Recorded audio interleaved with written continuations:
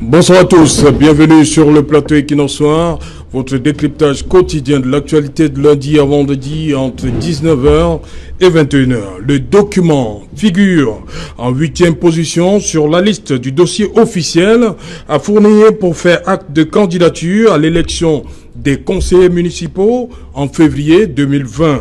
L'attestation de domicile ou de résidence dans la commune délivrée par l'autorité compétente.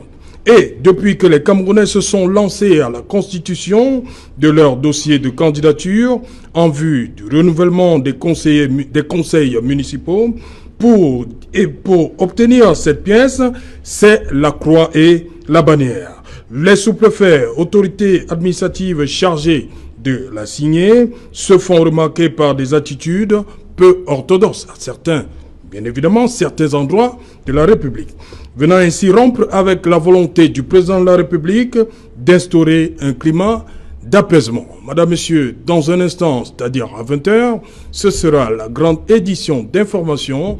Tout de suite après, ce sera le débrief du journal. Tout de suite, et maintenant, Madame, Messieurs, c'est le fait du jour.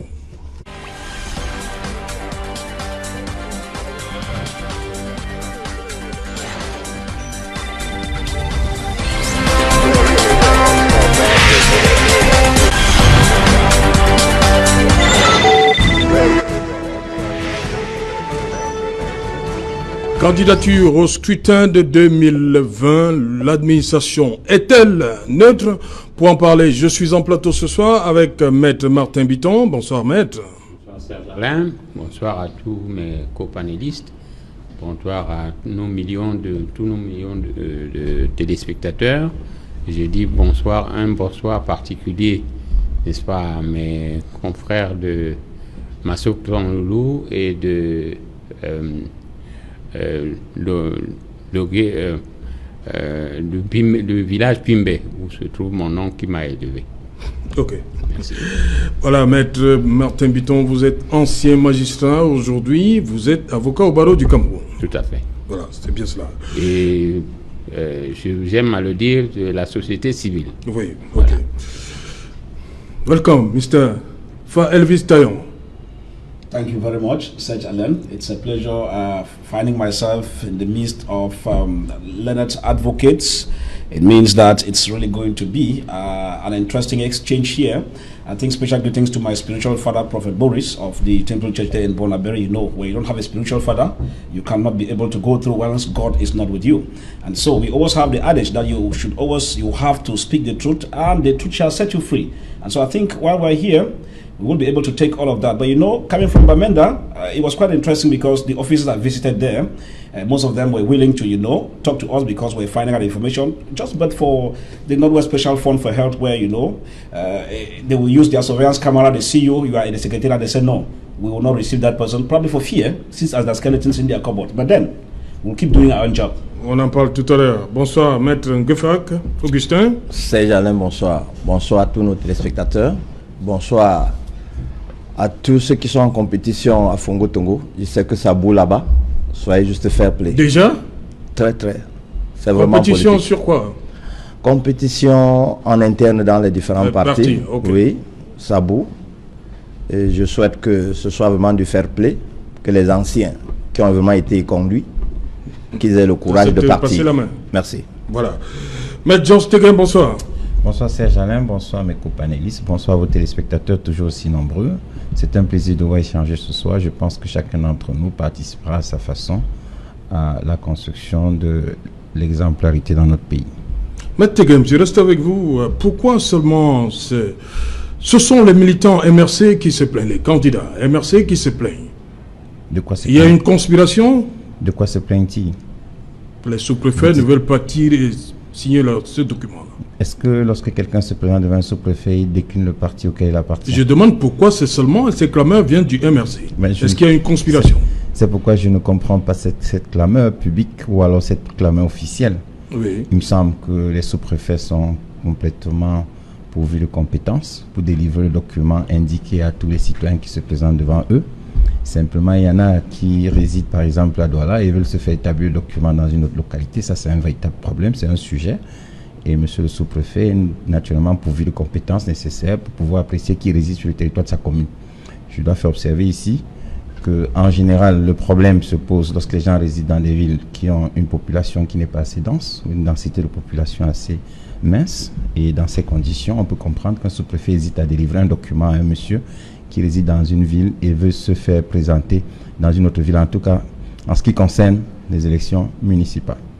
Si, dans tous les cas, vous ne résidez pas dans la ville, le sous-préfet ne peut pas vous délivrer l'attestation parce que, effectivement, vous n'y résidez pas. Et si les membres d'un parti politique que je ne vais pas nommer se plaignent, c'est que forcément, ils en sont les principales victimes.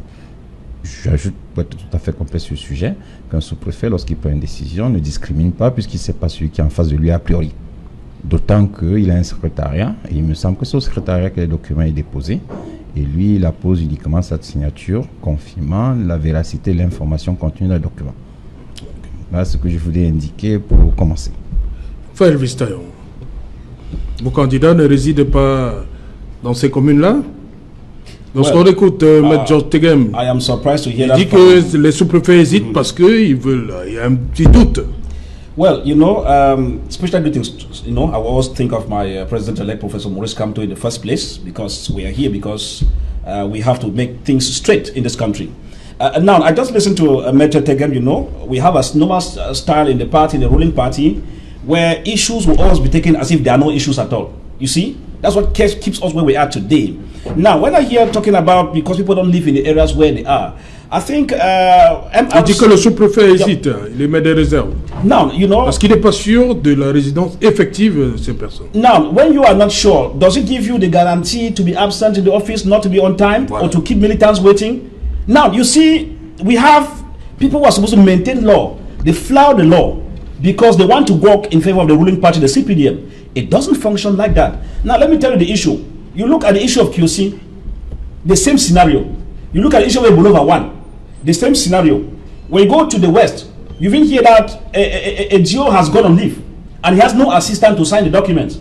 Yet, documents of the other ruling party militants, they could do that even in Yaoundé, they could do that anywhere because they have the mechanism. So what I'm saying is that, Serge, we should be able to tell Cameroonians that there is a force to reckon with. And that force to reckon with is the CRN party, in which the ruling party itself is scared. So to them, they will give you all what you call in French motif. No, you are not residing here, not residing here. But let me ask you, the law permits us, he's a lawyer, he understands, at this period in time, even on Saturday and Sundays, all DOs are supposed to be on duty. All those working at transition offices are supposed to be on duty and even close late. The law permits that. Now, when you sit and you say that you are doubting somebody, you doubt that someone is living in that area, yet first, you start complications because you don't want that person. Now, you begin to ask a question, what parameters did that GO put in place? You know, we're talking because these are issues, because the problems are similar, Serge. It means that it is instruction, frustrate the list of the MRC militants so that those of the civilian can go through. But I want to tell you, Serge, that we have gone past the days where we work on intimidation. That's why I said CRM will not be intimidated by the administration, the list. And so we will fight on, and all those GOs who say they have gone on leave must come back to receive voilà, je veux pas qu'on jette l'anathème sur toute la préfecture. Hein, non, c'est certains sous-préfets. Certains, voilà. Yes, some. Voilà, il y en a qui signent les documents. Voilà. C'est pas tous les sous-préfets qui font ça. Not all of them. Oui. Not all of them. And so when you see this scenario coming in, if you get a similar situation in QC, in Ebola 1 and all the like, you start asking, is there a calculated attempt? Why is it the case? Very alarming in our own party. It means you could be investigating to find out that there is surely something wrong. It is true. Not all the GOs are involved in that. But we should be able to call a spade a spade. Must I come to an office and the GO is not there? And they say, il a voyagé. I sit there. I have to take the information of the office that is closed. I put on social media. Then all of a sudden the GO comes back. How does he travel? And then I put an information that the GO is not there to receive us. And then within a few hours, he surfaces when I'm told that he has traveled. Looking at it, do we think any GO said is supposed to travel now? No, because this issue is quite very important. So when we look at this, but as we move on, you know, my worry is always that we have a backyard that is bleeding. That backyard is the northwest and southwest. And so probably you have another day when you look at that. But while we move Oui, on, bien sûr. our On va concern, revenir. even at the level of the party, is that we should be able to look at the situations in the Northwest and the Southwest region. Does it permit them? Because these are things that work in favor of the ruling party, but will not work in favor of the opposition. So it's a call for concern. Thank you. Ok. Maître Biton, comment vous regardez tout ce qui se passe là? Beaucoup de plaintes, surtout, hein, militants MRC, des candidats du MRC au municipal. Comment vous appréciez cette situation-là? Serge Alain, en principe, l'administration est neutre. Voilà. En principe. Dans la délivrance, n'est-ce pas, des pièces, notamment en cette période sensible des élections.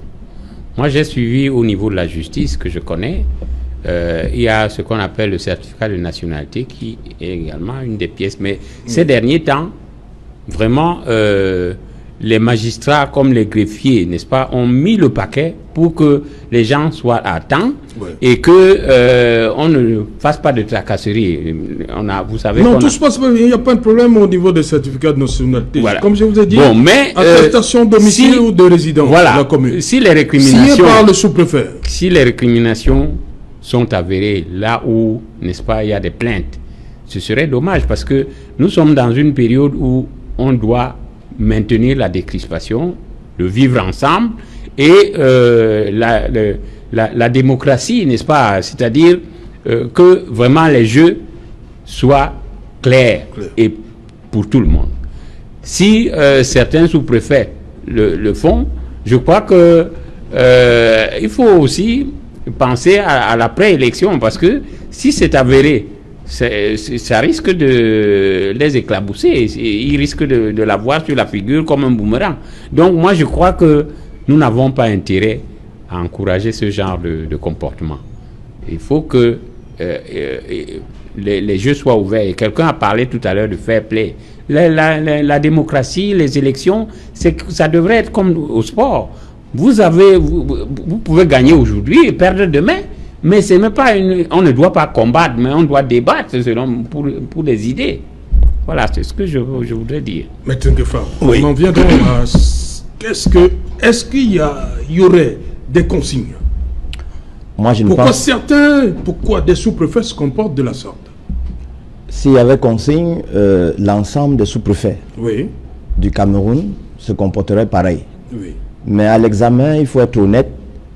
Nous avons moins de 30 sous-préfets sur toute la Kyrielle qui se comportent encore comme s'ils apprenaient le métier. Nous devons plutôt supplier ces messieurs d'imiter leurs compères qui sont à la grande majorité et de dire qu'il faut que même dans leur rang, qu'ils respectent le principe de la démocratie. Si la grande majorité a déjà délivré, ce n'est pas cette infime portion qui doit frustrer les élections. Donc nous supplions tous les sous-préfets, quelques sous-préfets qui résistent, à être vraiment sous, à délivrer ces pièces. Je vais faire juste une petite digression en disant que les pesanteurs sont un peu partout et j'ai l'impression que ça relève de l'ignorance ou bien de l'excès de zèle de quelques petits fonctionnaires. Voyez-vous, on demande à un juge de délivrer le bulletin casier judiciaire numéro 3. On lui demande de délivrer. À l'intérieur, si vous êtes condamné, il doit porter la mention. Mais j'ai cru lire quelque part qu'il y a un président du tribunal qui a refusé de délivrer la pièce, motif pris de ce que le demandeur serait un condamné. Or, il se substitue là à l'instance qui va examiner la validité des dossiers. Ce qui n'est pas normal. Il faut que chacun reste à sa place. Que chacun fasse ce qu'il doit faire.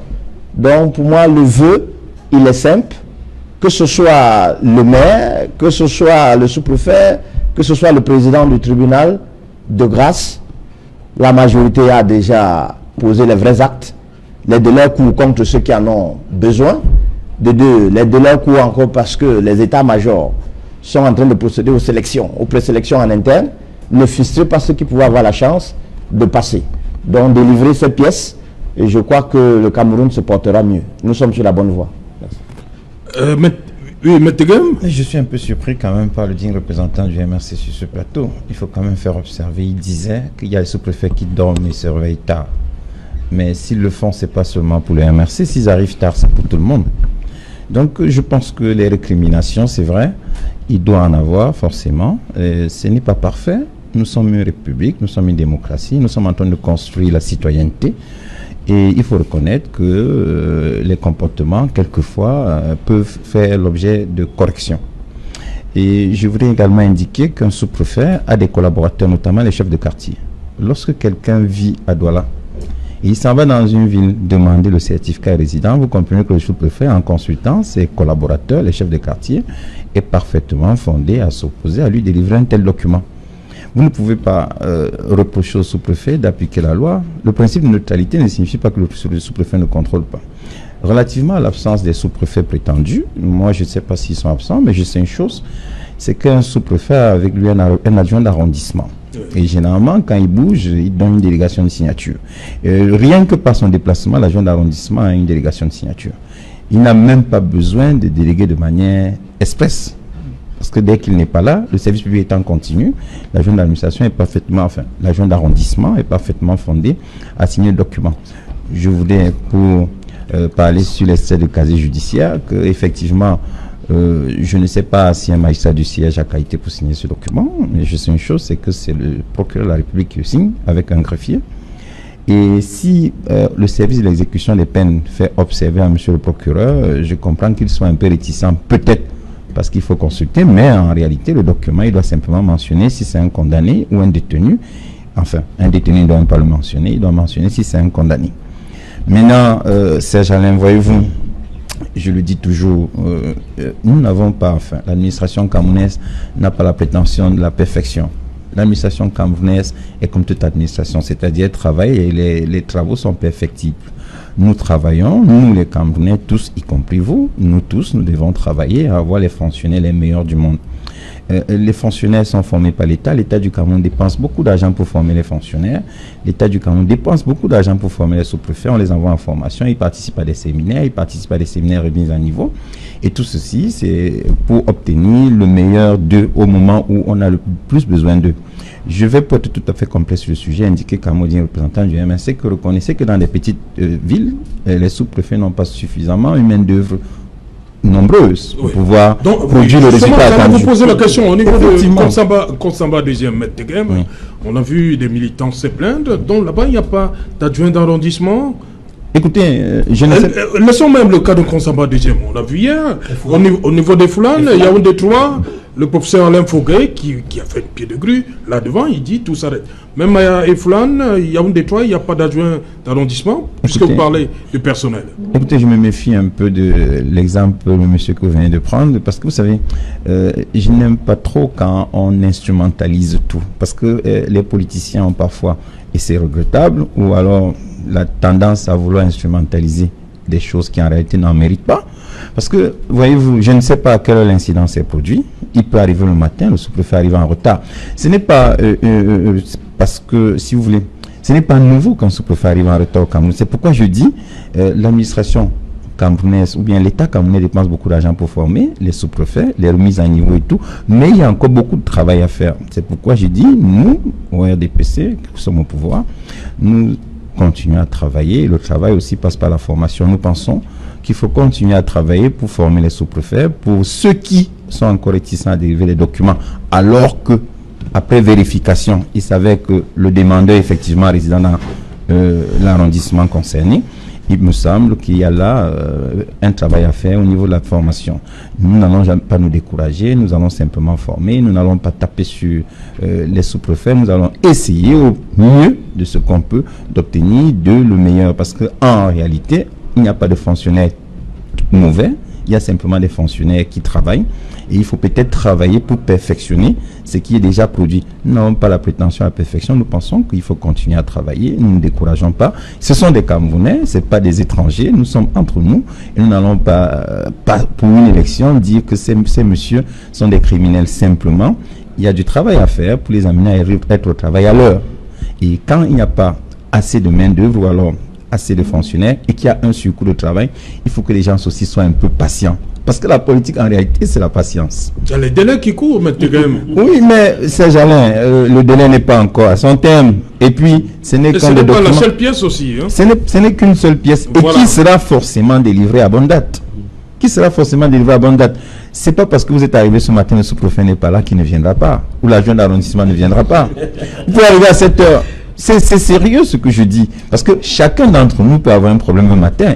Il peut se réveiller le matin, son enfant est malade. Il peut se réveiller le matin, lui-même malade. Ça peut arriver. Il faut tenir compte de tout cela. Ok. Frère Elvis, donnez-nous 2 ou 3 cas, 2 cas, où vos militants ont eu ce genre de problème avec le sous-préfet. Yes, we had the situation here at Fulan, that's in Yaoundé, and you saw how most of them, they had to take time to be, complaining outside. The media was there. Equinox was equally them. You know, we're talking about issues that we have evidence, with images. Wherever we could get the media. Mais Tegem dit que le sous-préfet peut aussi arriver en retard. No, let me come in, Serge, that's why I say that we live in a situation whereby people are not honest. Now, when you look at the magnitude of the magnitude of the elections we're talking about, you cannot talk about coming late, because Mete Tege himself just mentioned here that you have assistants. Now, you could get them in the morning. It's natural. Your child could be sick, but it takes just a phone call. You tell your assistant, please attend to those people. I'll come later. It's very simple. But now, when you sit and you give some of these excuses, I think we are not yet serious. That's why I said that in a normal functional system, the Minister of Territorial Administration is supposed to have even held a meeting instructing these DOs not to make the least error. Some were even supposed to come to work even before 8 o'clock because of the magnitude of what we have at hand. And so, if we see a CPDM official who sits here and tells you that it's but normal that a DO can come late, these are some of the excuses we take. Because for the ruling party, they could do this even at home. They could do this anywhere. You know, they have the mechanism, they function. But for us who are at the level of the opposition, we have to toe the line. And toeing the line means coming to the office. So for me, I think that for those excuses are punishable. Because now we are in politics. If you get up in the morning, 8 o'clock, I'm there, right up to 12, you're not there. I have every reason as an opposition to believe that it's a calculated attempt to delay me. Now, from when you hear what Mete Tegem is saying, it looks like you have only 1 document to do. All right, your time is short in the first place. We're talking about Monday by 12 midday. Everything should have been closed or should have been forwarded to Elekam. Now, when you come to a place, there are office you have to run to, taxation is there, court is there, and all the like. You come to the office of the DO and you are taking or you delay this number of time we're talking about. At the end of it, if you don't arrive on time, you discover that you're the one losing. But for the ruling party, they will not get these difficulties because you don't get them complaining.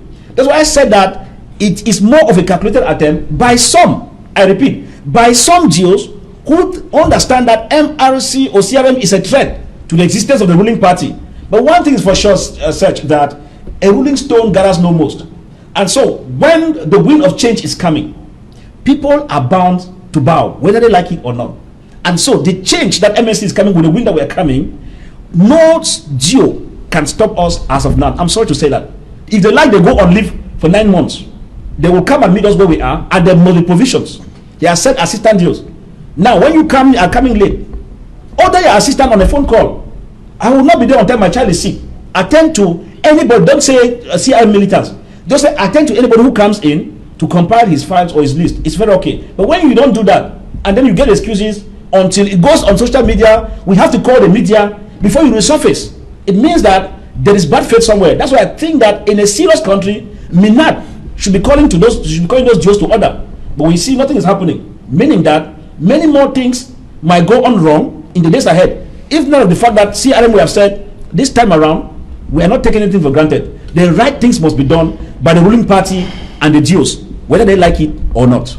Maître Biton, sur cette période, on va dire qu'on aurait quand même pu de ce côté-là réorganiser les services pour qu'il n'y ait pas cette rupture. Parce que Maître dit que le sous-préfet peut arriver en retard et comme on le sait, il y a plusieurs pièces à mettre dans le dossier.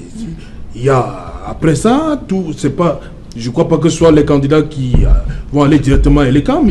Il faut que les partis. The party has its own deadline. Voilà. You must send the documents in. They sit within the party level. They select. Ce n'est pas comme si les candidats ont jusqu'à lundi, non. Non. Voilà. Maître Biton, cette période, est-ce que on doit encore écouter ces sons de cloche que, bon voilà, le sous-préfet n'est pas là parce qu'il peut arriver en retard? Est-ce que le service doit être ne doit pas être continu pour éviter ce genre de clameur? Vous savez, j'ai souvent... Vous avez évoqué le cas de la justice, hein? Oui. Là-bas, il n'y a pas trop de plaintes.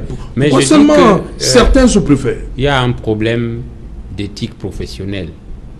Vraiment, il faut mettre l'accent dessus. Un de mes companélistes l'a dit tout à l'heure. Nous devons faire un effort pour que les fonctionnaires en général, n'est-ce pas, sachent qu'ils ont un devoir de neutralité quand il s'agit, par exemple, des élections, quand on parle de démocratie. Il ne faut pas qu'on fasse comme si certains sont là pour favoriser certains partis ou certaines personnes au détriment des autres. Donc c'est une question d'éthique professionnelle. Normalement, en cette période, on doit tout faire pour éviter ce genre de dysfonctionnement. Parce que si un sous-préfet n'est pas en place, comme on a dit, il y a l'adjoint d'arrondissement, qui fait office de sous-préfet lorsque son patron n'est pas là. Et donc, on doit tout faire pour que est-ce qu'il peut se proclamer sous-préfet? Il faut bien que le sous-préfet... Non, quand son patron n'est pas là, automatiquement, il signe tout ce qui revient de la signature du sous-préfet. Donc, pour ces pièces-là, d'ailleurs, certaines pièces, ou presque toutes les pièces, n'est-ce pas, sont exempts de timbre. Oui. Vous voyez, article 295. Voilà. Et moi, je dis, en cette période, on devrait même faire travailler ces services jusqu'à samedi. Voilà, c'est ce que j'ai dit. Voilà. Et ils doivent venir tôt et rentrer tard, parce que c'est la période s'y prête. Vous voyez, on a convoqué le corps électoral, il n'a pas beaucoup de temps. Et donc, vraiment, on ne devrait pas créer ces frustrations, parce que ça rajoute, n'est-ce pas, à la tension. Or, nous, on voudrait que la tension soit baissée et que les choses se fassent vraiment à la régulière. Voilà une occasion où, n'est-ce pas, tout le monde doit profiter pour montrer à la face du monde que le Cameroun est démocratique. Moi, je crois que c'est... Maître Ngefar, sur cette...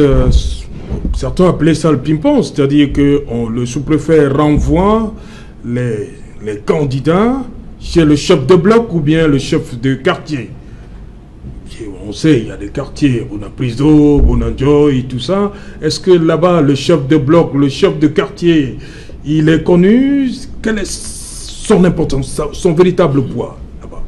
Oui, le véritable poids du chef de quartier, ou bien le chef du village, c'est de reconnaître que celui qui sollicite le certificat de domicile est vraiment résident ou bien il est domicilié dans le coin.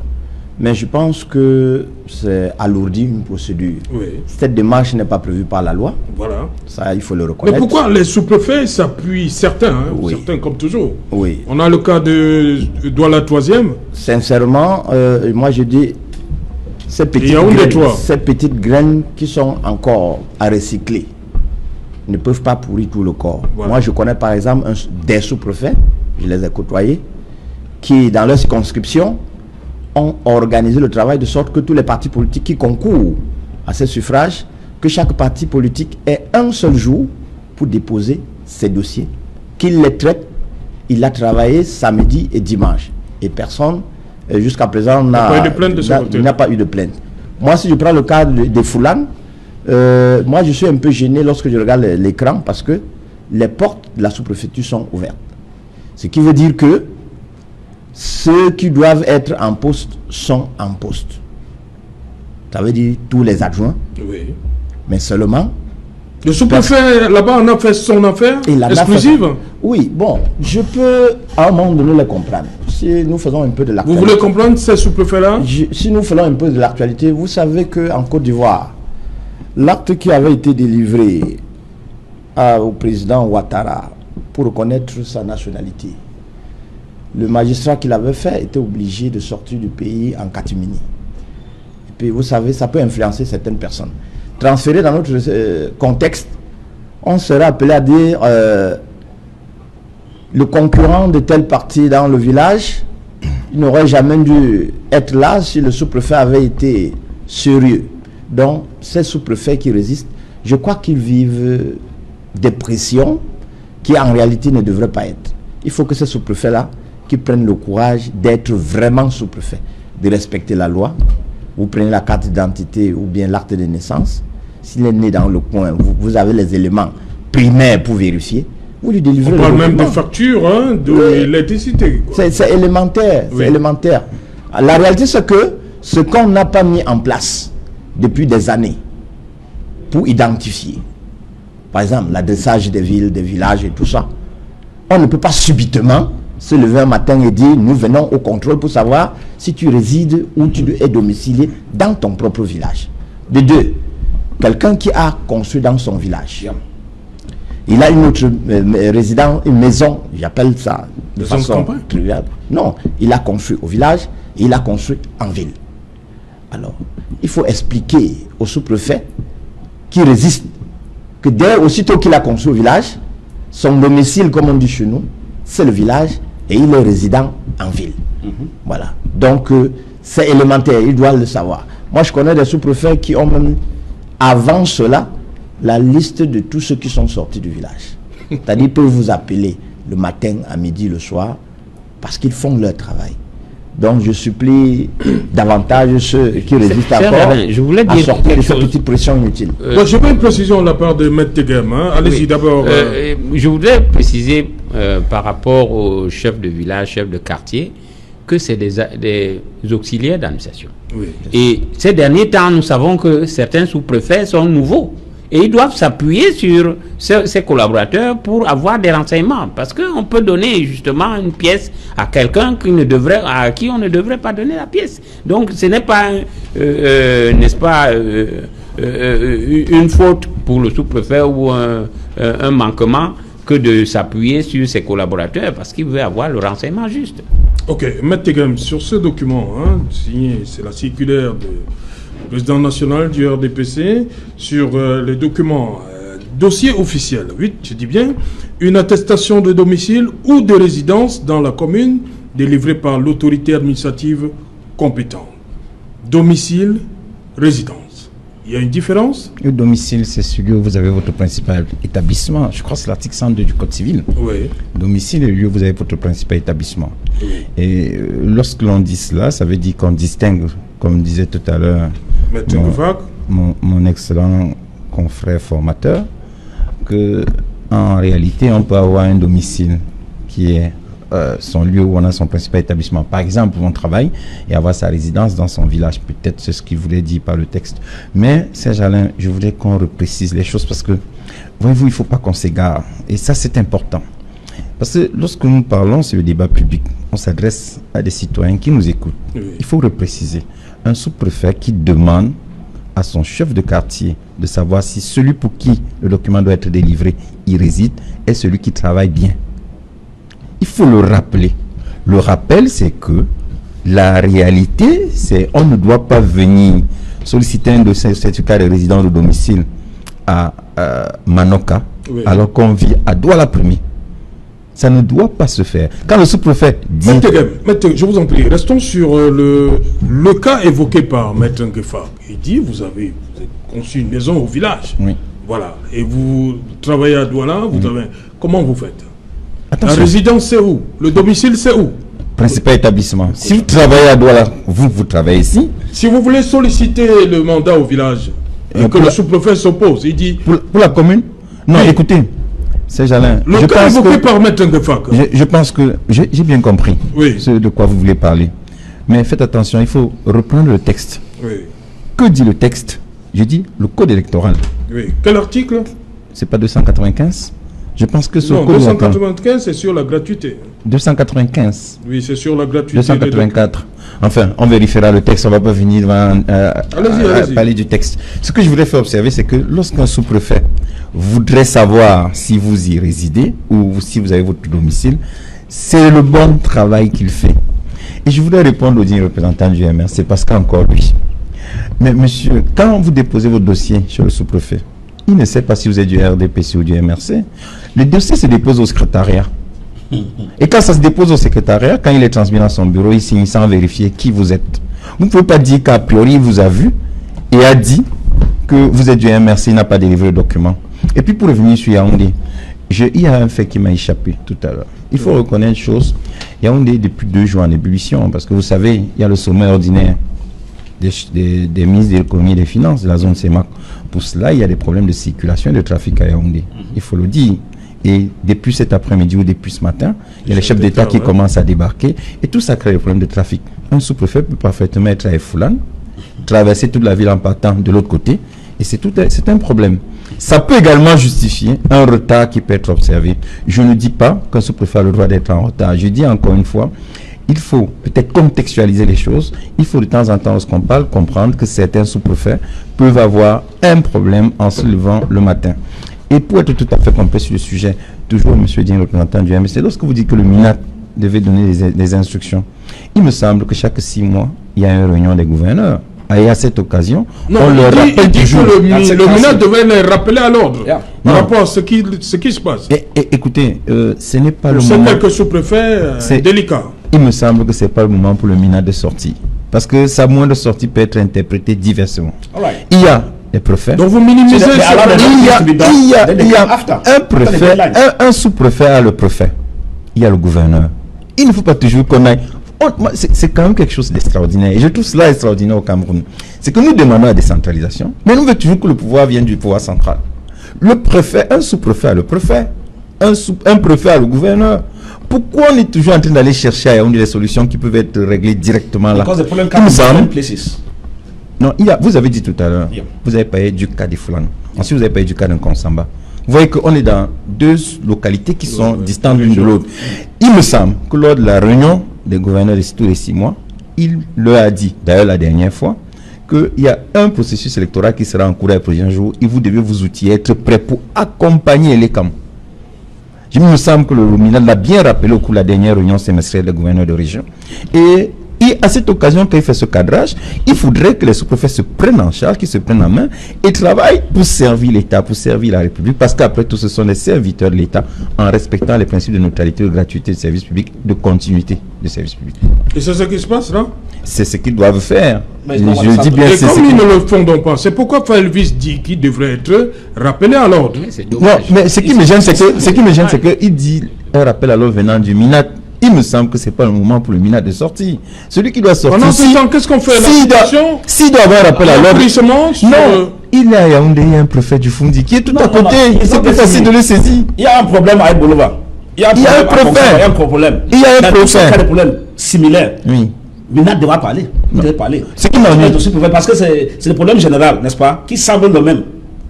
I don't know why you're getting me. So when you have a problem in Bolova, you have it in Konsamba, you have it in Douala 3 and other like, there are similar problems. You cannot be expecting each SGO or governor to act. You take it because there are general problems, you address it from MINAT and give instructions. Monsieur Faye, vous savez ce qui me gêne, excusez-moi de vous avoir interrompu, ce qui me gêne, c'est que le MINAT est un politique.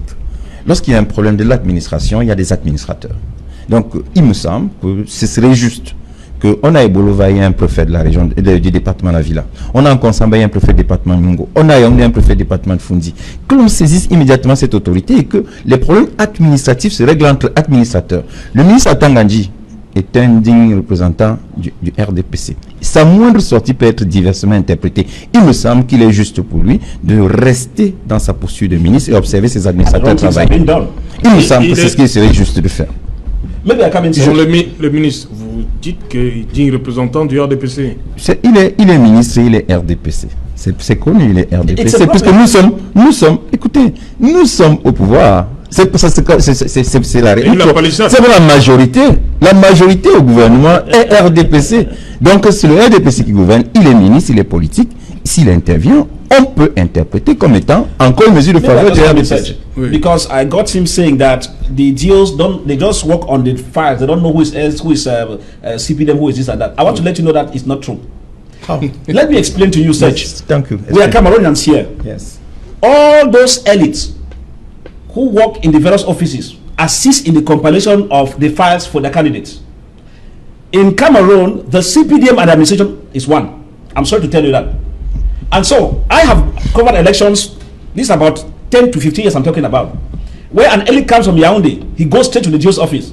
This is the list of my candidates. They talk one-on-one. It's not the same accord you have between the GO and the opposition. It doesn't work like that. So before you come, I'm sorry to tell you that, Serge, they know what I'm talking about and they can certify. Each time you look at a geo in an area, there are influential areas who come there. They make you understand that this number of persons are coming. You know before even time, because they visit you. Why? Because CPDM and administration, they are one and the same persons. That's the more reason why I explain here, Serge, that when you have similar problems, it is true. Metro Tegem has said, Barrister Tegem has said that you could allow the GOs or the senior division officers and the governors to intervene. But in the case where the problems are similar, you will not expect the GO of Wuri to intervene similar way in which the GO for Mungo will intervene for the case of Kongsamba. Or the GO, so you get what I'm saying? What I'm saying that when the problem is general, what happens is that a minister comes in. I am surprised that Barrister Tegem says if minister comes out, it will be misinterpreted. No. On the other hand, I say CPDM is not serious. When you come out as a minister, when people know that you are CPDM inclined, remember there was one time an election when the minister of Territorial was fired during an election. You can remember. Good. 2002. Good. And that firing of it, we know that he was fired by a CPDM government led by President Paul Biya. It was well received because people were surprised that if a territorial minister could be fired, good. If you could fire in the midst of an election, it means the government is serious. So you cannot tell me that Minister Tanganji will not come out because he will be misinterpreted. That's why I say that for the CPDM, they want to put in place a crooked mechanism for some GOs to make sure that the militants of the CRM don't arrive on their files on time, and then later on, when the deadline has arrived. Donc pour vous, il y a un complot contre I say that from the manner in which you see the problem systematically. Pourquoi seulement ces localités donc? No, it is true. Le MRC est présent partout, c'est ça? Yeah. Pourquoi seulement it is in these localities because there are influential elites playing the game at the background. I'm sorry. Donc les élites. Yes. And you know, for us here in Cameroon, elites, there are elites that control SGOs and GOs. I'm sorry to tell you. There are elites that with a phone call, they tell you what to do. Why? Because they have connections. C'est ce qui s'est passé à Bolova. There are things like that. I'm sorry to tell you, Serge, because this is Cameroon and we understand it operates. And any politician knows that there are elites in Yaoundé who can even cause your removal. It happens in Cameroon. In Cameroon, I say. So at the period of election, any elite, you know, with the issues of promotions and appointments, when you don't win in the respective areas, you don't get the compensation from Yaoundé. That's the mechanism. So at this period in time, elites, be the secretary generals, be the ministers, be the secretary of state, they instruct the GOs on the ground. That's why sometimes you have few GOs who will tell you, I will not do anything otherwise. If you like to fire me, you fire me. There are GOs like that who don't take instruction from elites. There are very few. But majority, because they are afraid that the elites could cause their transfer, cause them being demoted, you see them shivering because they are giving you instructions. Make sure you frustrate list A or list B. And so I myself here, Serge, I am tempted to believe that because the occurrence of the problems are similar. You go to QC, is similar. Ibolova 1, similar. Kongsamba 1, similar. Douala 3, similar. You go to the west, similar. Efulan, similar. You cannot tell me that it's by error. So that's why I said that there are what we call invisible hands. And that's why what I expect Mete Tegem to say here is that he needs to call on his boss. The territorial administration boss is supposed to hit the table. Such that if we hear some of those GOs who are acting like that, maybe influenced by elites, not influenced by territorial administration minister, influenced by elites, we hear they are suspended, we hear they have been given a quarter letter, the rest will sit up. But you cannot tell me that you want a deadline to pass because you want to frustrate list in particular areas where elites are afraid that they will be defeated hands down in the elections. They begin to cause just to act otherwise, and territorial administration boss sits and says that if it comes out, it will be misinterpreted. This is what I say, false pretense in politics, that we must not allow it at this point in time in Cameroon. Serge Alain, s'il vous plaît. Oui, j'aimerais revenir sur un point, sur le recadrage par le MINAD. Oui. Moi, je crois qu'il y a un principe administratif qui dit qui peut le plus, peut le moins. Une autorité qui peut le plus peut s'adresser même à aux sous-préfets au cas où son chef direct, à savoir le préfet ou le gouverneur, s'agissant des préfets, n'a pas réagi à temps. Et en cette période sensible, le ministre peut recadrer tout le monde en disant j'ai suivi à tel endroit, que tous les sous-préfets dans toute la République prennent leurs dispositions pour que ça n'arrive pas. Ça, c'est vraiment pour que on ne commence pas par des récriminations, parce que justement, les gens cherchent la petite bête parfois pour dire que non, notre échec vient de tel. Non, je crois que le ministre, il les sort pour des situations, n'est-ce pas, qui ne sont pas plus explosives que l'élection. Donc il peut, à tout moment, recadrer tout le monde en disant « Je ne veux pas entendre parler de ceci ». Simple. Voilà. Simple. Maître Ngefang, sur ce silence du MINAT, nous sommes juste... les complices? Nous sommes juste en train de supputer. Moi, je crois que le MINAT, il n'est pas hors de la société. Je crois qu'il a renforcé les techniques de communication, le bulletin quotidien, il est passé de 2 à 3, et voire plus. Je crois que nous tous avons le communiqué. Je suis sûr que en interne, il a déjà fait ce qu'il devait faire. Maintenant, il faut que les petites élites de ces différents coins qui mettent des pressions inutiles sur ce peu de fonctionnaires, qu'ils comprennent que ça ne peut plus durer. Ça ne peut plus durer, qu'ils libèrent ces fonctionnaires, qu'ils laissent vraiment ces fonctionnaires travailler librement, parce qu'en réalité, en frustrant le peu de candidats, ça ne règle pas le problème du pays. C'est tout ce que je peux vous dire. Voilà, je reste avec vous également, Maître Ngefang, sur cette... Est-ce que, face à tous ces désagréments, oui, quel rôle peut jouer l'huissier de justice? Parce qu'on est aussi pour éduquer. Est-ce que ces candidats aux différentes candidatures peuvent faire appel au service des huissiers de justice pour constater? Bien sûr. Là, votre question appelle une autre. Est-ce qu'il y a une voie de recours contre les résistances de ces fonctionnaires? Oui. J'ai dit oui. Du point de vue pénal, le refus d'un service dû, ils doivent démontrer que ce monsieur a refusé de s'exécuter, ou bien l'excès de zèle, ou bien si c'est urgent. Mais là, il y a les délais là. Qu'est-ce qu'on fait si finalement il ne dépose pas son dossier là? Vous ne pouvez pas faire des omelettes sans casser les œufs. Oui. Quelqu'un va perdre quelque chose. Barista. Oui. Donc, des procédures pénales, vous pouvez les engager. Il y a une querelle d'infraction pour poursuivre ces fonctionnaires qui résistent. À vous de constituer les preuves. Mais seulement, ça c'est sur le principe. Quelle procédure aboutira contre un sous-préfet en place? Vous pouvez, sur le plan civil, engager l'ordre of mandamus. Vous le contraignez à faire ce qu'il doit faire en vertu de la loi. Vous saisissez le président du tribunal de grande instance. Mais sous quel délai? C'est ça la contrainte. Donc je crois que ceux qui s'agitent pour revendiquer, ils ne sont pas des nains intellectuels. Vous avez le professeur Foguet, c'est un spécialiste. S'il utilise le vuvuzela, c'est parce qu'il sait que la justice n'est pas la solution. It will grant slowly, oui. And you might even end up missing. La justice n'est pas la solution. Et que Vox Populi, naturellement, l'accompagnera dans cette voie. Et puis je crois que petit à petit, tout est en train de revenir au calme. Nous souhaitons qu'à la clôture, que tous les dossiers soient régulièrement ou bien tous déposés et à temps. Le reste appartiendra au peuple qui va élire. Merci. Voilà, M. Tegem, pour dire, on apprend à l'instant que les documents des militants du MRC ont été signés et récupérés au niveau de Yaoundé 4e. Voilà.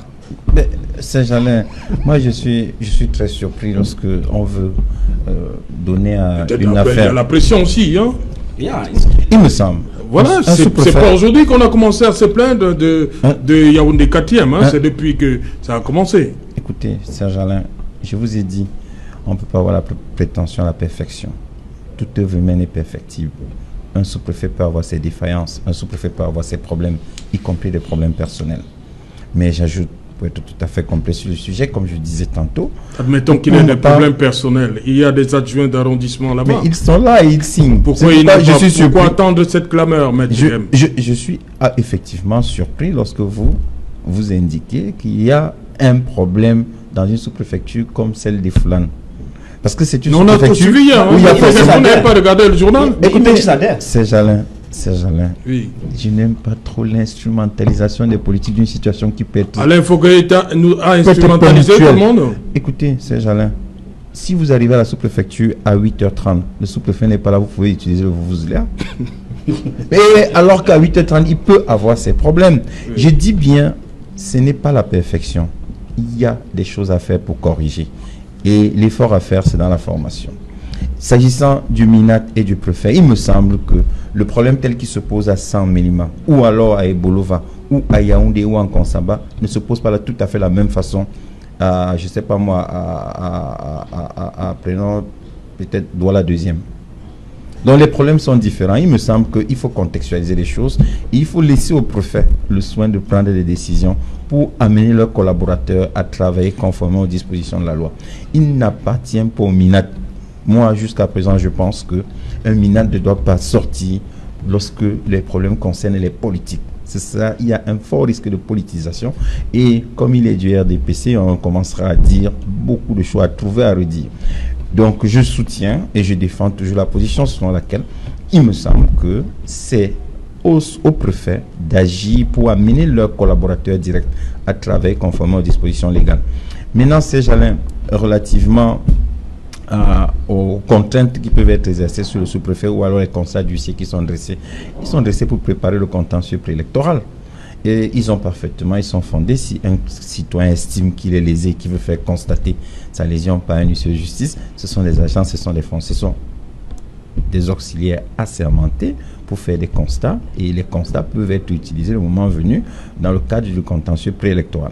Et pour être tout à fait, ou alors pour terminer et clore sur le sujet, je voudrais dire à monsieur le digne représentant du MRC que j'insiste, monsieur le digne représentant du MRC, lorsque votre dossier rentre chez le sous-préfet, il ne sait pas si vous êtes RDPC, SDF ou je ne sais pas quoi. Lui, le dossier est déposé au secrétariat. Quand il entre, il le traite et il signe le document. Maintenant, il y a des gens qui, et je le dis et j'insiste, il y a des gens qui vivent à Douala, ils veulent se faire délivrer le document à EDA. Ça, lorsqu'un sous-préfet s'oppose, il est en droit de s'opposer parce que c'est la loi. Il faut avoir un certificat de domicile de votre lieu de domicile. On va noter, Serge Alain, et je le dis sous ton contrôle, tu vas noter qu'au Cameroun, il y a beaucoup de conseillers municipaux qui résident à, je ne sais pas, Douala, il est conseiller municipal, je ne sais pas quoi. Comment il a eu le certificat de résidence? C'est un véritable problème. Et lorsqu'un sous-préfet est poursuivi, ça ne passe plus en 2019. Ça ne doit pas passer. Ça ne doit pas passer. Et j'ai entendu monsieur le digne représentant du MSC, il a dit quelque chose, j'étais surpris. Il dit que les élites appellent, on enlève le sous-préfet. C'est le décret du président de la République qu'on obtient comme ça en 10 minutes un coup de fil. The influence. Le décret du président de la République, pour avoir un décret du président de la République au Cameroun, que ça sorte. Des influence, you don't cause you influence. Si vous pouvez savoir la procédure, ça part du MINAT, ça va à la primature avant la présidence de la République. Et une élite appelle comme ça, le président de la République prend un décret. Il me semble que vous parlez peut-être des choses. Le processus décisionnel au Cameroun est beaucoup plus sérieux que ce que vous êtes en train d'indiquer. Le décret du président de la République, il faut avoir beaucoup de respect parce qu'il ne sort pas très vite. Well, you know, I listen to him the way he speaks, you know. I said that when you come to the ruling party also, you know, when it comes to explanations, they could give you explanations that look like the gospel truth from heaven. But practically, I am talking as an investigating journalist where I understand how the mafia goes.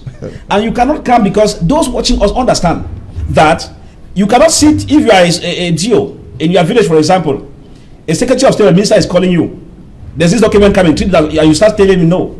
There are a few persons who will say no, like Governor Emma Abraham, the present head of Heleka. I knew when he was in Woman or the like, he will not take instruction from elite. It was clear. He told you he's doing his job. If you want to influence, you influence. But what we must accept in that the CPDM and the administration, they are one and the same persons. That we must accept. No. That is why when administrators flout the law, the senior boss will not comment because it works in favor of the CPDM. I'm sorry to say that. Now we are looking at it, Serge. We should be honest to tell Cameroonians that in the political scene, even in America, there are influences. I'm surprised to talk about presidential decree.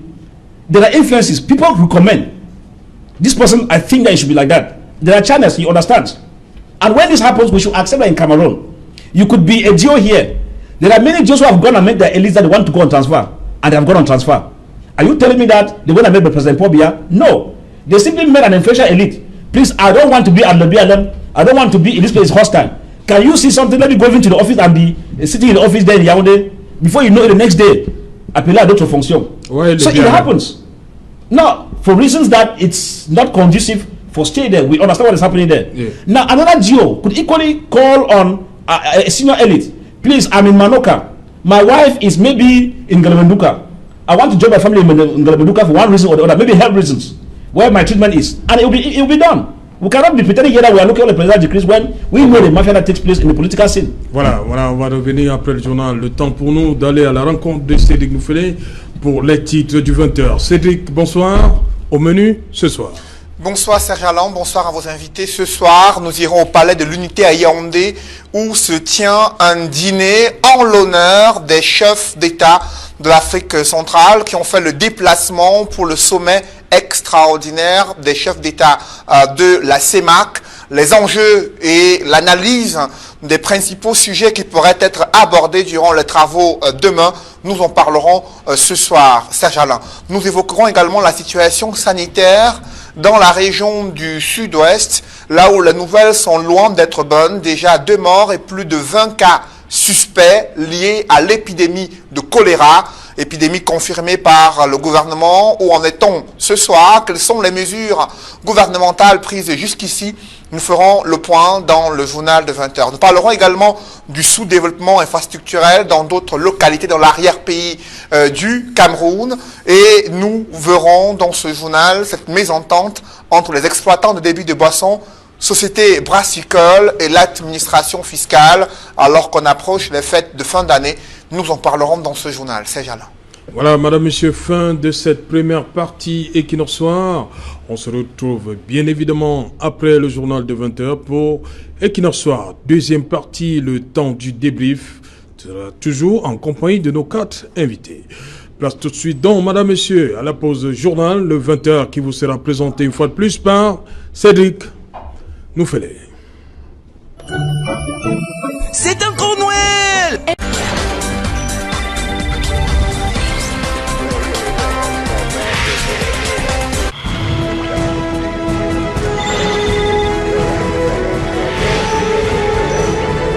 Retour sur le plateau Equinox Soir, c'est la deuxième partie, madame, monsieur, la partie consacrée au débrief du journal, toujours en compagnie de maître Georges Teguem, maître Martin Bitton, enfin Elvis Taillon et maître Augustin Guefak. Maître Guefak, vous avez suivi cette actualité qui nous vient de Konsamba 2e, une fois de plus, des militants, des candidats. MRC qui se plaignent de ce que le sous-préfet exige, la présence des témoins pour délivrer l'attestation de domicile ou de résidence. On va revenir là-dessus en détail.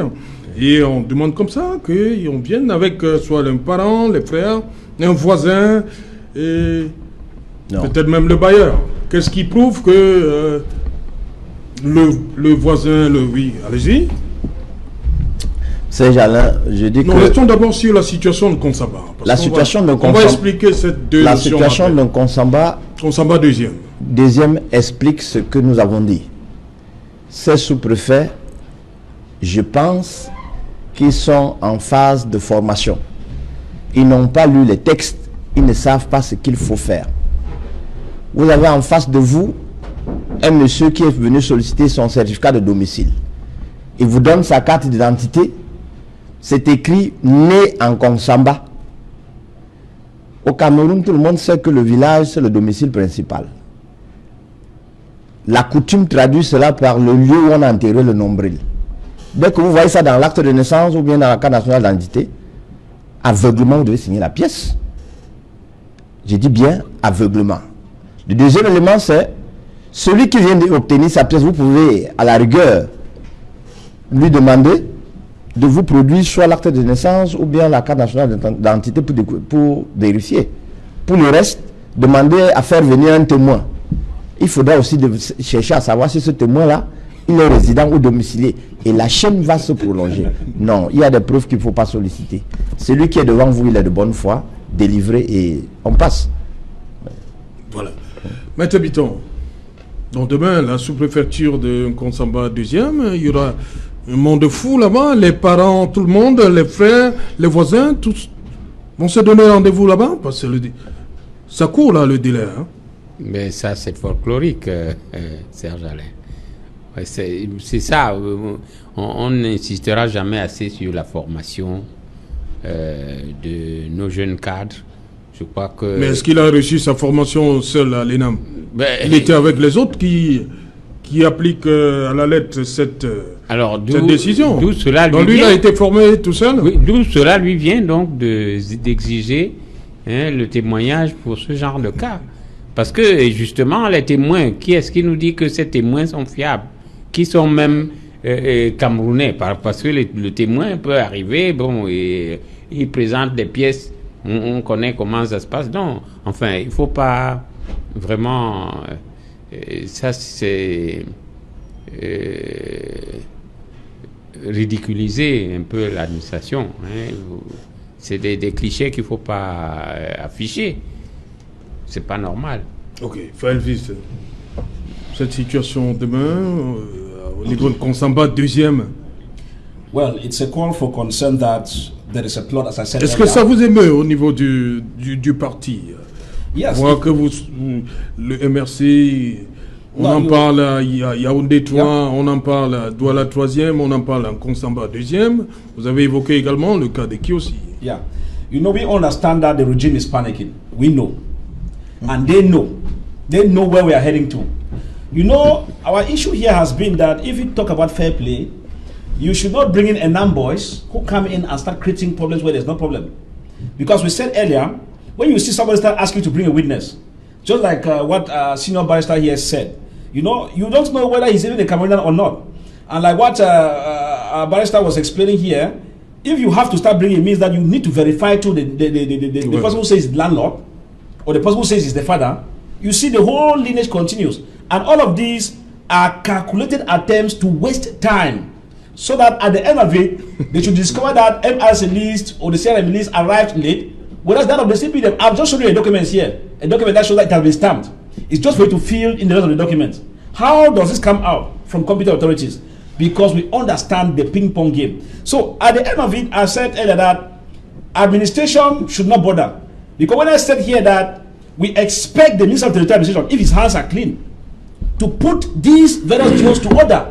Because as I said, it is not only in Konsamba too. You have these problems coming from all over and they are similar. We expect territorial administration, but I was surprised when Metro Tegem said, it's political one on all the line. What about professionalism here? In professionalism, if I'm a journalist, I don't live up to the deontology of the profession. The association calls me to order. Administration, National Communication Council has the right to call me to order as a journalist for not doing what I'm supposed to do. You will not say if you come in now, it will be misinterpreted. You know, a stitch in time saves 9. When you come at the heart of when these issues are coming up, you save many things that would have gone wrong in the days ahead. So with that kind of deal, if I was even in territorial, he should have been suspended by now. I mean, suspended. Because the proofs are there. It will not be a cook or something that we say the media is cooking up. Or if you don't want to suspend, you go for verification. If you go for investigation on the ground, Mr. Dio, is it true you said they should bring this and that? If found wanting, because these are the few persons that will destroy the entire entourage of the function of the Dios in the country. But the moment they say this and go scot-free, it means it's a carefully calculated attempt to delay, since that we know that time is not on our side, so that the CRM list should be disqualified. But I want to let us understand that we already know the rights we have. We have what we call political training and education within the party. We have schooled all the militants. That's why CRM will resist any DO or SDO until the right thing is done. We are not asking their opinion. We are working within the ambit of the law. And you understand that in the CRM, that's the only party that has the highest number of lawyers. You understand? It's not our fault. So we take advantage of that. We school the militants to move within the ambit of the law. And so, no DO, I repeat, no DO, as of now as I speak, will intimidate us and think that it will go free. Because we will resist, and the list all over will go through and will put down the archaic regime and get in place a new spirit of CRM in function of all the councils and parliamentary seats. Maître Tegem, vous avez suivi celui que vous appelez depuis le début de l'émission le digne représentant du MRC. Elvis Taillon, il dit que tout ça c'est dans l'optique de perdre le temps et parce que le MRC vous fait peur, vous au RDPC. Il faut déjà distinguer, M. Elvis, entre le RDPC et l'administration, pas de l'administration, c'est la même. Pas du RDPC. Administration RDPC même, je vous dis maintenant. Continuez maître, merci. Merci de m'avoir laissé continuer. Mais j'ai une autre chose à MRC, c'est la dictature de la parole, c'est l'accaparement de la parole. Vous avez développé, je ne vous ai pas interrompu, Mais je voudrais persister sur ce que je disais tantôt. Il faut distinguer l'administration du RDPC. Le sous-préfet de Nkonsamba 2e n'a aucune carte d'adhésion au RDPC, ni aucune carte de cotisation à RDPC. C'est un administrateur formé par l'État camerounais. Vous connaissez tous les membres du RDPC? Un sous-préfet en Nkonsamba 2e n'est pas membre du RDPC. Il est un représentant de l'État, c'est un serviteur de l'État, c'est un serviteur de la République. Il n'a rien à voir avec le RDPC. Et si le sous-préfet de Nkonsamba 2e est du RDPC, celui de Douala 1er du RDPC, celui de je ne sais pas où est du RDPC, et les gens n'auraient pas les papiers délivrés dans d'autres villes, un problème se pose. Et vous faites un effort de vouloir impliquer le RDPC là où il ne faut pas. Le problème, et je l'ai dit, Serge Alain, au début de l'émission, c'est un problème de formation. Et je vous ai dit, notre travail, à nous tous, y compris vous, Serge Alain, c'est de former. C'est un travail qui est quotidien et permanent. Si nous ne le faisons pas, nous allons toujours nous retrouver dans des situations regrettables. L'État du Cameroun dépense beaucoup d'argent pour la remise à niveau de son personnel. Le ministre de l'administration territoriale organise des réunions semestrielles de gouverneurs. Au cours de la dernière, il a rappelé qu'il y a une élection qui se tiendra dans les prochains mois. Et il a bien donné des indications aux gouverneurs pour les répercuter aux différents préfets qui, eux, les répercutent aux sous-préfets. Et lorsqu'il prend cette décision au cours de la réunion semestrielle, il informe le gouverneur des régions, le gouverneur informe le préfet. Il n'est pas normal qu'à tous les coups, le ministre sorte. Je dis Nkonsamba est une ville qui a un préfet. De la préfecture de Nkonsamba, la sous-préfecture de Nkonsamba 2e, vous avez pour moins de 20 minutes de route. Et si vous saisissez le préfet, il fait une descente là-bas, il règle le problème tout de suite. C'est pour cela qu'on a rapproché l'administration des administrés. C'est pour cela qu'on a rapproché les sous-préfets des préfets. Vous ne pouvez pas en même temps demander la décentralisation et souhaiter toujours que les ministres de la République s'expriment. Non, je trouve cela quand même assez curieux. Et relativement aux demandes des voisins et tout, je comprends la difficulté de monsieur le sous-préfet, même si je n'approuve pas totalement sa démarche. Je comprends ce que le texte de la loi dit. Il faut avoir résidé pendant au moins 6 mois. Il peut, et il est dans son rôle, vouloir se rassurer que vous avez résidé 6 mois. Il est dans son rôle, puisque la loi lui demande de vérifier que vous avez résidé au moins 6 mois. Donc, si les autres ne sont pas dans leur rôle. Mais écoutez, mais la loi dit partout moyen. Écoutez, non, la loi dit 6 mois. Non, la loi dit que il faut avoir résidé pendant 6 mois. Si lui, il estime qu'il veut vérifier ainsi, vous ne pouvez pas a priori estimer qu'il est en train de se tromper. Il faut peut-être l'entendre, parce que, voyez-vous, moi je donne aux gens le bénéfice de la bonne foi. C'est une autorité administrative. Je lui donne le bénéfice de la bonne foi. Je présume qu'il veut bien faire son travail. Je présume qu'il est au service des citoyens. Je présume qu'il est au service de l'État. Et je lui dis, oui, de bonne foi, bien maintenant que vous avez vérifié, où est-ce que vous voulez en arriver. C'est lorsque je constate qu'il est limité, parce que le principe de bonne foi voudrait que, si je voudrais l'accabler, et vous savez mieux que moi, que le principe du contradictoire doit être observé. Il faut lui donner les moyens de se défendre. Donc, personne ne l'a entendu, et on vient simplement, on est en train de vouloir l'accabler. Moi, je ne le connais pas. Je ne suis pas ici pour le défendre. Mais simplement, je dis, si une autorité administrative estime que pour elle bien faire son travail, c'est alourdir la procédure, donnons-lui le bénéfice de la bonne foi et écoutons-le. Maintenant, si c'est au point de paralyser un candidat, là, la difficulté commence à naître. Mais si chaque fois qu'on est venu avec un témoin qui a affirmé que oui, je le connais, c'est mon voisin depuis 8 mois, il signe le document, il est peut-être dans son rôle. Reconnaissons-lui le bénéfice de la bonne foi. Mais je veux encore insister dessus, pour ma part, il n'est pas en l'état nécessaire que le ministre de l'administration territoriale fasse une sortie, parce que le problème tel qu'il se pose en Nkonsamba ne se pose pas de la même façon à Efoulan. Ok. Bon, on va donc revenir sur sur la loi, la loi numéro 2012/001 du 19 avril 2012 portant code électoral au Cameroun. Chapitre 2, des conditions d'éligibilité et d'incompatibilité, article 175, alinéa 2. Les personnes non résidentes peuvent être candidates si elles justifient d'un domicile d'origine dans le territoire de la commune concernée. Article 175, alinéa 2. Maître Ngefang, oui. Il y a cette question qui revient. On nous demande la différence. On veut comprendre la différence entre la notion de domicile et la notion de résidence. Oui. Il y a ce cas-ci, quelqu'un qui nous dit « J'ai un domicile à Manoka, je réside à Douala. Où pourrais-je être candidat? Douala ou Manoka ?» C'est une option pour lui. S'il choisit son village d'origine, le lieu où on a enterré son nombril, c'est la coutume d'ensemble du Cameroun, de faire du village d'origine le domicile. Alors, la seule chose qu'il doit présenter au sous-préfet... S'il est né en France, non. On fait comment? J'en viens. Je dis bien, s'il est né à Manoka, oui, son village d'origine, le lieu où on a enterré son nombril, c'est son domicile. La seule chose qu'il doit produire au sous-préfet du coin, c'est sa pièce d'identité sur laquelle on va lire que je suis né à Manoka. Et s'il veut pousser, il lui parle la langue du village pour voir si ça répond. Là, si le sous-préfet n'est pas de ce village. Non, il s'arrête à la pièce. Or, le deuxième cas qui se pose, c'est si donc vous n'êtes pas originaire du coin, parce que c'est de ça qu'il est question. Si vous n'êtes pas originaire du coin, naturellement vous êtes un résident.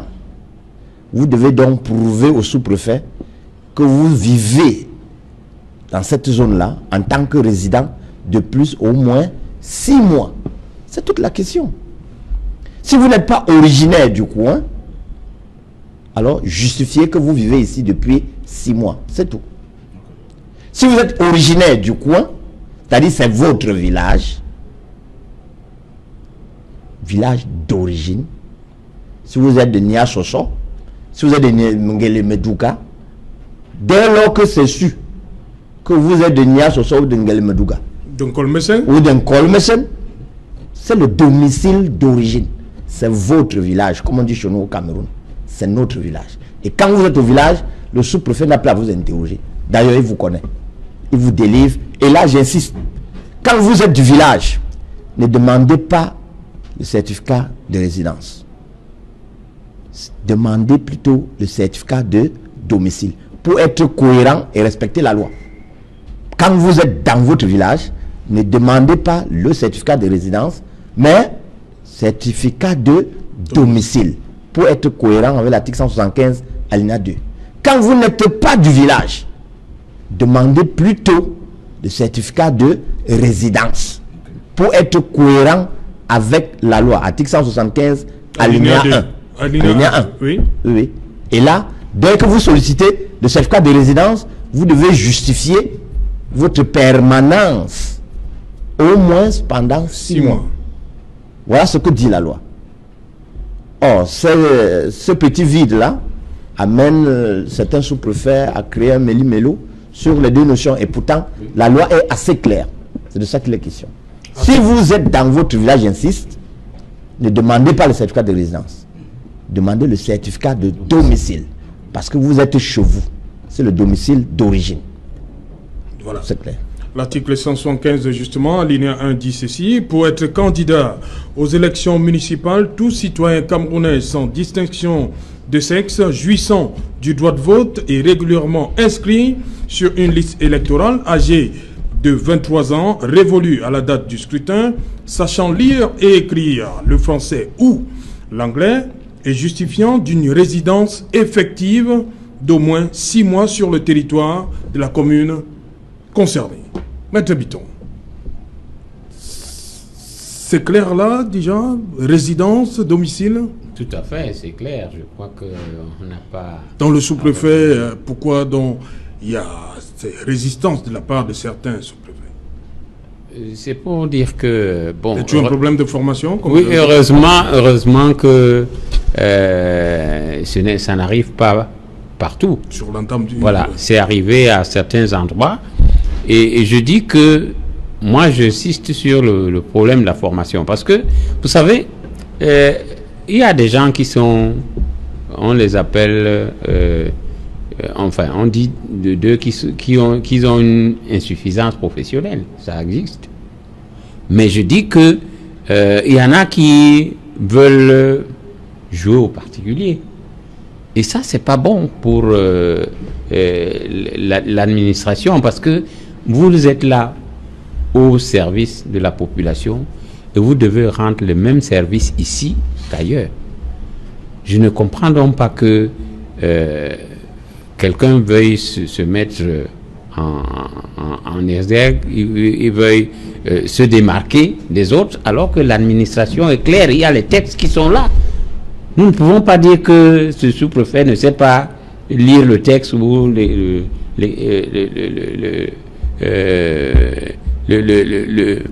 l'expliquer. Hein? Il comprend parfaitement, mais je crois que il veut se mettre en valeur. Et ça vraiment de la mauvaise manière, parce que c'est une mauvaise réputation et ça va entacher toute l'administration. Vous savez, on a dit souvent que une dent a fait pourrir toute la dentition. Donc je dis, c'est dommage que ça arrive, mais ça jette l'anathème sur l'administration, sur la préfectorale, et ce n'est pas bon.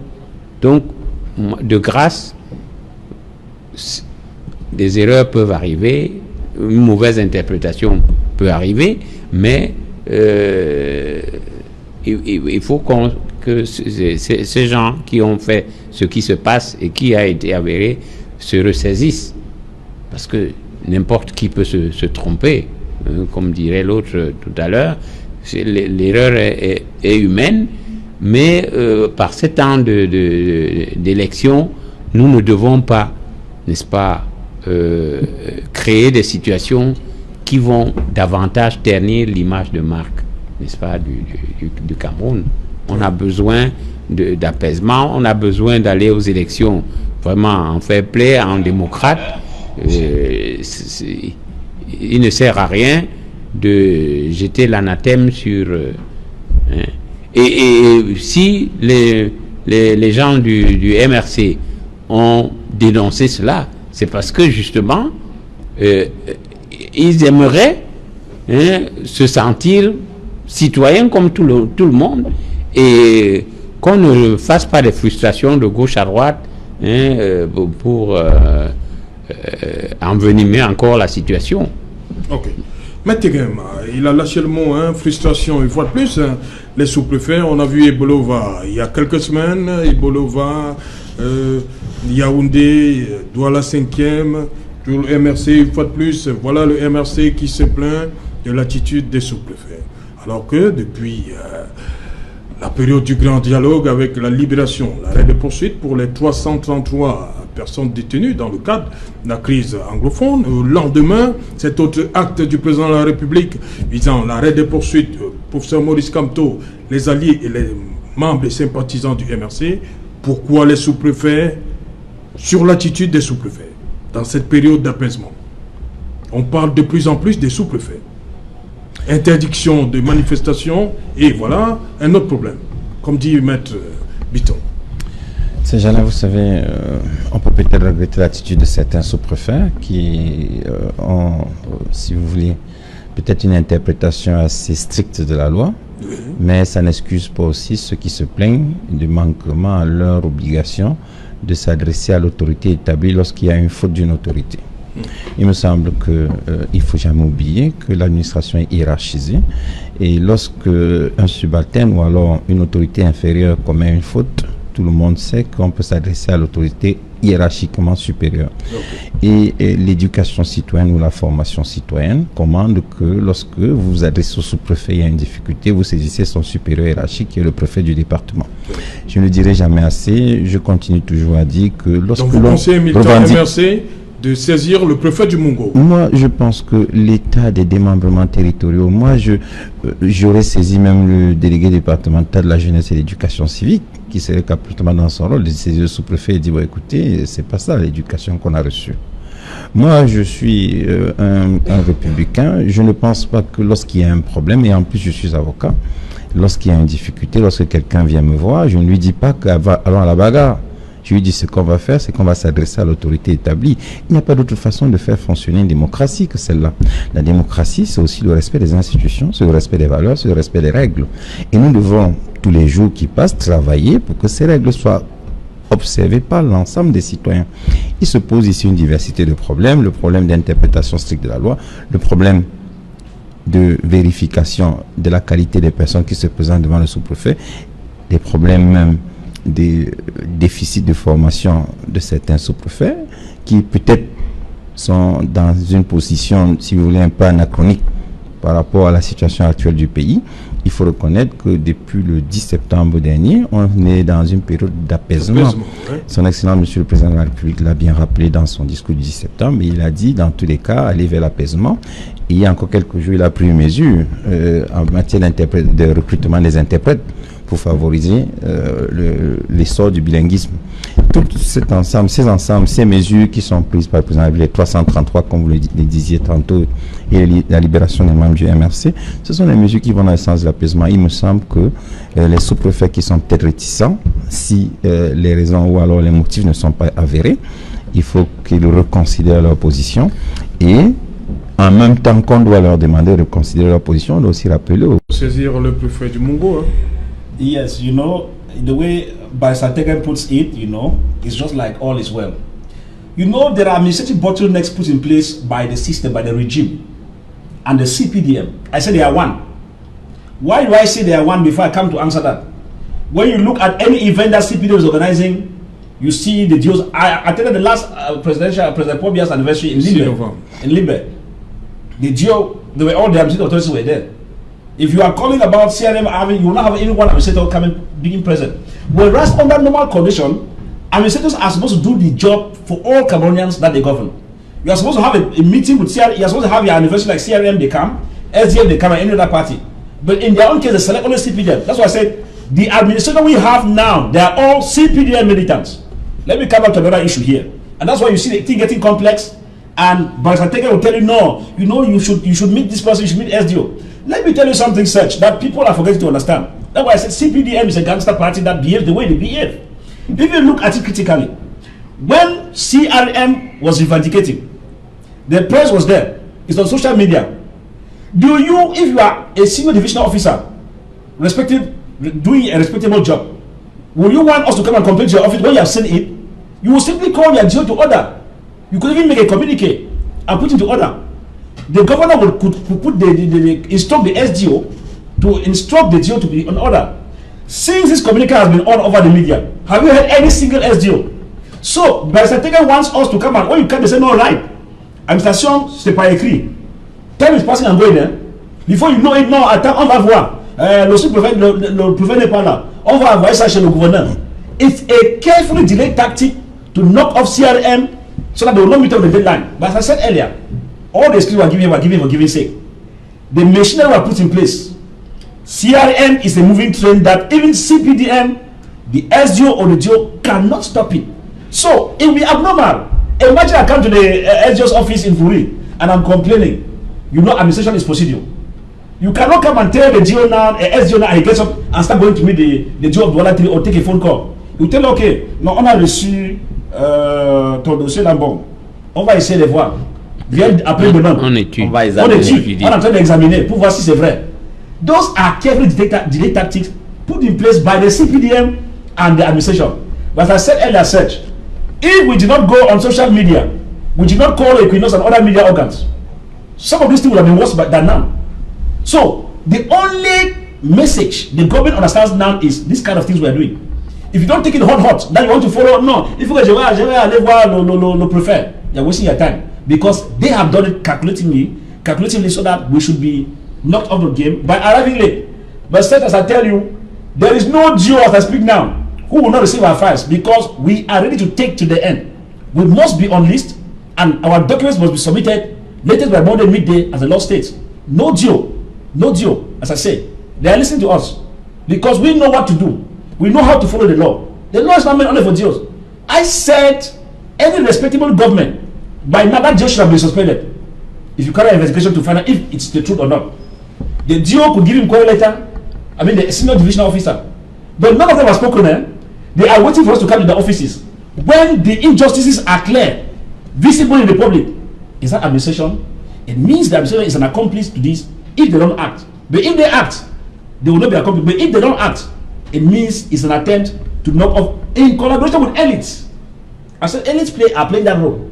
I have given you examples here where elites call people, they instruct GOs, but there are some GOs who will not take that instruction. I cited Governor Eno Abraham. He was not taking instruction from any elite. He told you could transfer him to anywhere, you could influence, because I told Meta Tegem here that there are elites that influence transfer of GOs.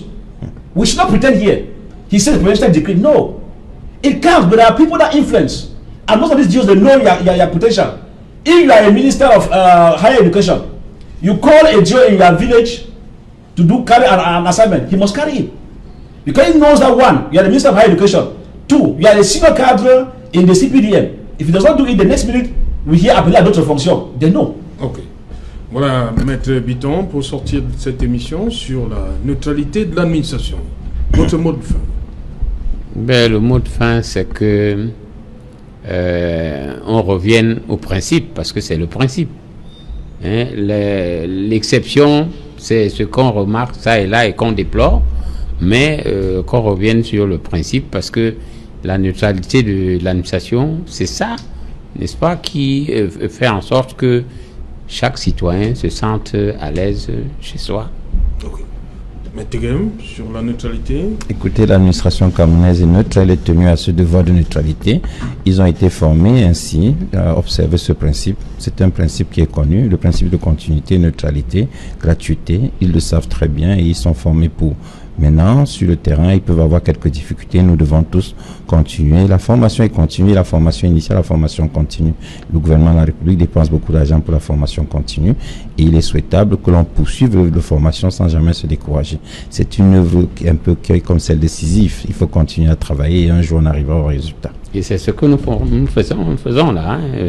C'est aussi la formation. Voilà. Oui. Mengofa? Oui, Serge Alain. La neutralité des fonctionnaires de l'administration, c'est à l'image de la démocratie au Cameroun. Surtout pour le cas des élections. Hein. Oui, oui. Passer l'étape de dépôt de dossier, viendra l'étape de la validation de ce dossier, viendra ensuite l'étape de l'élection, viendra ensuite l'étape de la campagne, de l'élection, du dépouillement des résultats, de la proclamation des résultats. Nous serons toujours là pour décrier. Donc à tous ceux qui participeront, nous disons directement, sincèrement, la machine est déjà lancée, comme disait Monsieur Fa Elvis. The morning train is already on the way, on the move. And it's unstoppable. Yes, unstoppable. Voilà. Chacun doit faire sa part. Merci Maître Tegem d'être venu. Merci Sergent. Voilà, merci Maître Gefak. Merci. Maître Bitton, bonsoir, merci. Merci. And thank you very much. We are watching the deals minute by minute. And they will be able to assist us do the job they have been called upon to do. Not more time to ban us any longer. What about the deal of Gunoko village? Well, the deal of Mbengui. Mbengui. Gunoko is in Mbengui. Yes. It's a nice gentleman. Yes. And of course, I've not gotten any complaint from him, but I'll be following him too critically. So no deal will go unpunished if you don't do what you're supposed to do, which is right. Ok. Madame, Monsieur, nous sommes donc arrivés au terme de cette édition et qu'il en soit, on se retrouve demain lorsqu'il sera 19h. Bonsoir, Colmessin.